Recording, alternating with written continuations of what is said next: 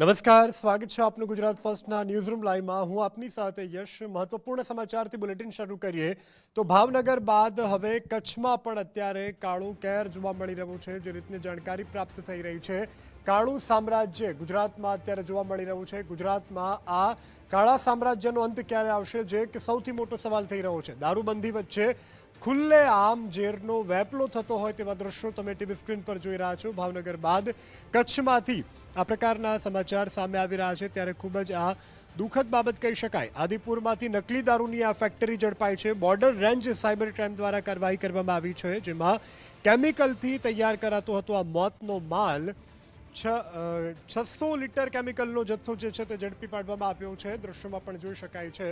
તો આ જ અંગે વધુ જાણકારી સાથે સંવાદદાતા કૌશિક છાય આપણી સાથે લાઈવ જોડાઈ ચૂક્યા છે। કૌશિક, આ સમગ્ર જથ્થો જે બરામદ થયો છે, કેવી રીતે આ અંગે પ્રશાસન અહીંયા સુધી પહોંચ્યું, કેવી રીતે પોલીસને ભાળ મળી, કેટલા સમયથી આ કાળો ધંધો અહીં ચાલી રહ્યો છે?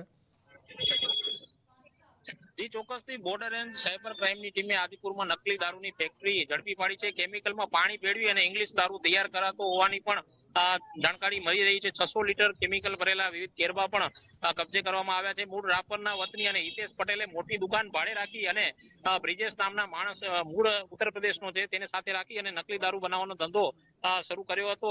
સ્થળ પરથી પોલીસે રોયલ ચેલેન્જ બ્રાન્ડની 100 ml ની ખાલી બોટલો અને સીલિંગ મટીરિયલ વગેરે જપ્ત કર્યું છે। એફએસએલની ટીમને પણ તપાસમાં સામેલ કરવામાં આવી છે અને ખાસ કરીને જોવા જઈએ તો દારૂ બનાવવાનું જે કેમિકલ છે તે કયું વપરાયું છે તે અંગે હાલ તપાસ ચાલી રહી છે અને આ ઘટના અંગે પૂર્વ કચ્છ પોલીસ દ્વારા જુદી જુદી રાહે તપાસ પણ શરૂ કરવામાં આવી છે અને કોઈ પણ સ્થળે આવો દારૂ ગયો છે કે કેમ તેની પણ તપાસ શરૂ કરવામાં આવી છે। ઉલ્લેખનીય એ છે કે કચ્છ જિલ્લામાં હાલ જુદા જુદા સ્થળોએ પોલીસ દ્વારા જુદા જુદા સ્થળોએ દરોડા પાડવામાં આવી રહ્યા છે અને આવનારા દિવસોમાં આ કેસમાં પણ વધુ નવા ધડાકાઓ થવાની શક્યતાઓ વ્યક્ત કરવામાં આવી રહી છે।